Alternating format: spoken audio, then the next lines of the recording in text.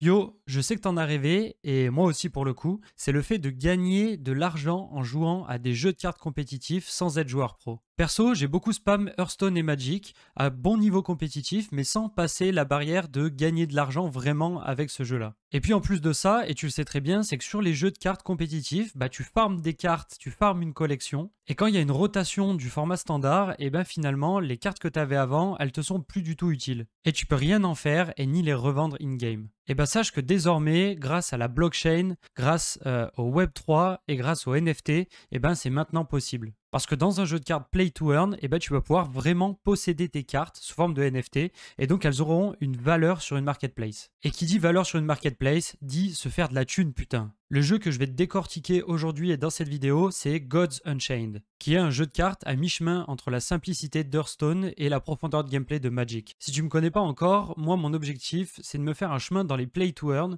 et les Play to Earn qui ont un véritable gameplay, qui sont pas purement spéculatifs. Et sur cette chaîne, je me pose la question de comment optimiser ce fameux gameplay pour atteindre d'ici fin 2022 l'objectif de faire 5K dollars par mois. Dans Gods Unchained, il y a deux dimensions au jeu. Il y a une dimension vraiment purement compétitive et une dimension purement earning. Et en fait, ces deux dimensions, elles sont intrinsèquement liées. Et pour le coup, c'est cette mécanique qui est trop cool, qui dit que si tu es bon au jeu, eh ben, tu vas pouvoir gagner plus d'argent. Et du coup, bah, si tu es naze au jeu, tu gagneras pas grand-chose. Maintenant qu'on a dit les termes dans cette intro, l'objectif de cette vidéo, c'est de te présenter comment bien te lancer et comment optimiser ton gameplay pour gagner le plus vite possible et monter dans le ladder le plus vite possible. Et comme dans n'importe quel jeu de cartes, ça va passer par deux conditions, le fait de grind ta collection de cartes et le fait de savoir piloter ton deck. Avant de te parler stratégie sur comment se lancer dans le jeu de manière à peu près optimisée, je vais te présenter les 4 moyens que tu as pour gagner de l'argent et générer de la crypto-monnaie dans Gods Unchained.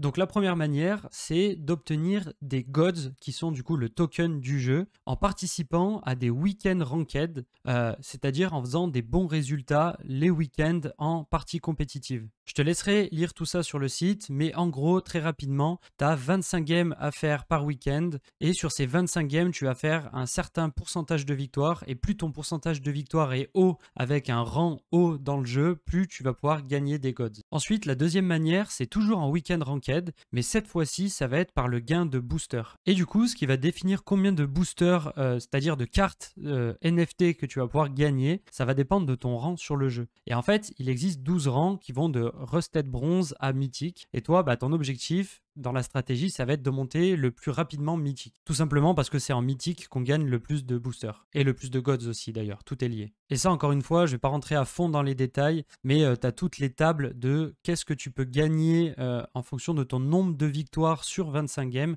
en fonction de ton rang. Donc par exemple, si tu es Mythique et que tu fais 25 victoires sur 25 games, ce qui m'est clairement jamais arrivé moi, et ben tu vas pouvoir gagner l'intégralité de tous ces boosters. Et là-dedans, ce qui est le plus intéressant, bah, c'est les Legendary Pack pour le coup, parce que tu as une carte légendaire garantie. Pour te donner un ordre d'idée, une légendaire ultra basique, ça vaut à peu près 5 dollars. Et personnellement, mon record, c'est le jour où j'ai droppé une légendaire qui valait 300 dollars. Troisième manière pour générer de l'argent sur Gods Unchained, ça va être de monter des levels directement in-game. Parce qu'à chaque montée de level, tu vas pouvoir gagner des packs gratuitement, full free to play. Par contre, les packs que tu vas pouvoir gagner en montant des levels, ça va être des cartes qui seront d'une couleur grise, si tu veux. Et les cartes de couleur grise, eh ben, c'est pas des NFT. Les NFT sont seulement les cartes rouges, violettes et il y en a des jaunes et des diamants aussi. Par contre, les cartes non NFT que tu vas pouvoir farmer gratuitement dans le jeu, eh ben, tu vas pouvoir les fusionner dans la forge pour justement les transformer en NFT et qu'elles aient de la valeur. Par exemple, celle-là, je l'ai en double. Pour l'instant, c'est pas un NFT, du coup, elle n'a pas de valeur, je peux pas la revendre sur la marketplace. Mais comme je l'ai en double, bah, je vais pouvoir la fusionner et la transformer en une carte du coup épique NFT qui vaudra de l'argent sur une marketplace. Et la quatrième et dernière façon de faire de l'argent sur Gods Unchained, c'est faire de l'achat-revente de cartes de NFT directement sur la marketplace que tu peux voir juste ici. Et ça, dans l'idée, c'est si tu te sens un petit peu l'âme d'un theory crafter, tu vas pouvoir essayer de prévoir quelle carte va être bonne dans la méta, l'acheter un petit peu en avance et la revendre plus cher plus tard. Maintenant que tu connais toutes les méthodes pour gagner de l'argent sur Gods Unchained, bah, tu as compris qu'elles étaient intimement liées à ton skill sur le jeu et à ton avancée dans le jeu. Et que plus tu seras haut en rang et que tu auras atteint du coup le rang mythique, et plus tu auras de connaissances sur le jeu, donc tu auras développé ton skill, et plus tu auras pourras farmer aussi ta collection et plus tu pourras gagner d'argent, de crypto-monnaies et de nouvelles cartes. En fait, ce jeu, il snowball clairement sur le temps et le skill. Ok, maintenant on va passer à la dernière partie de cette vidéo où justement je vais te présenter ma stratégie pour pouvoir justement grind le plus vite possible et atteindre le rang mythique le plus vite possible. Mais avant ça, si tu es en train de kiffer cette vidéo et que tu veux me soutenir, eh ben, tu peux mettre un commentaire, un like, pouce bleu, t'abonner, etc.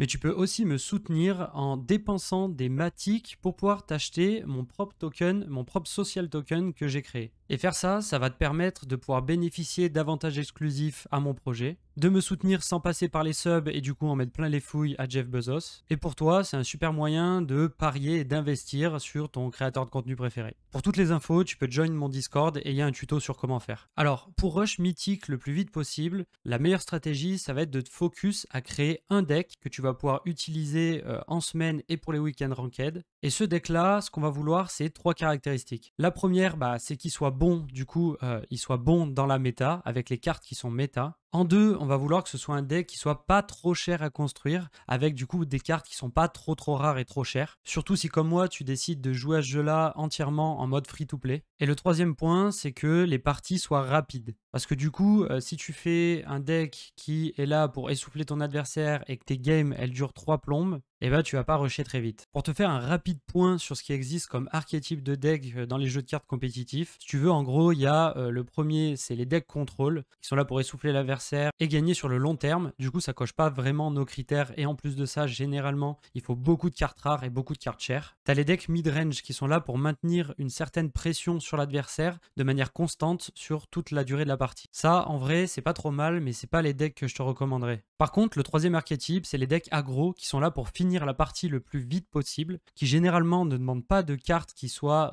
trop grosses, trop rares, etc. Et en plus de ça, au moment où je tourne cette vidéo, il y a clairement une grosse méta de decks aggro sur Gods Unchained. Du coup, ça veut dire que c'est les plus forts de la méta en ce moment. Du coup, si t'en crois mon expérience, dirige-toi clairement là-dessus. Ok, à ce point-là de la vidéo, t'as compris et tu t'es dit, d'accord Quentin, je vais faire un putain de deck aggro qui va ravager le ladder. Mais attends, c'est pas si facile que ça, parce que pour faire ton bon deck aggro, celui qui va être optimisé pour toi, il va falloir en fait t'adapter en fonction des premières cartes que tu vas dropper dans les boosters que tu vas pouvoir acquérir en free-to-play, en montant dans les levels ou pendant tes premiers week-ends ranked. Et donc pour connaître les decks aggro en fonction des cartes que tu as droppées, que tu vas pouvoir construire, tu vas pas pouvoir y échapper, il va falloir que tu te rendes sur GUDEX. Et GUDEX, c'est le site tracker de Gods Unchained et aussi qui rassemble pas mal de statistiques. Là, tu peux voir mes résultats sur le dernier week-end ranked. Et tu vois que je suis au rang mythique et que j'ai fait 15 victoires sur 25 au dernier week-end. Et donc, pour connaître la méta, tu vas te rendre dans Top Deck, tu vas sélectionner le rang mythique pour être sûr d'avoir des decks d'une méta compétitive. Et dans cet onglet, tu vas pouvoir voir tous les decks qui ont performé le plus au rang mythique les 3 ou 7 derniers jours, quoi. Et là-dedans, ton plan, ça va être de repérer à quel dieu les decks aggro correspondent. Et là, tu vois qu'en ce moment, il y a beaucoup d'aggro light, du coup de la classe light, qui sont présents. Et c'est notamment ce que moi je joue. Bon, pour le coup, moi et d'expérience, je sais qu'il y a aussi pas mal de decks aggro magiques que tu pourras voir ici, notamment. Et d'aggro war aussi qui marche très bien. Le Frenzied Aggro War qui marche bien. Et si tu veux voir quelle carte il y a dans quel deck, et ben en fait tu as juste à cliquer dessus et tu vois toutes les cartes qui sont dans ce deck là. Alors bien sûr c'est comme d'hab dans les jeux de cartes, je te dis pas de recopier à la perfection un deck que tu verras sur ce site là, mais tu vas pouvoir l'adapter à peu près avec les cartes que toi tu as pu obtenir, tout en essayant de garder quand même une certaine cohérence. Et quand je parle de cohérence, tu te prends une base où tu vas essayer de garder à peu près le même nombre de cartes en fonction du nombre de coups que des decks que tu vas pouvoir voir sur ce site-là. Je te montre juste rapidement le deck que moi j'utilise en ce moment, qui est un aggro light, mais où il y a pas mal de légendaires quand même,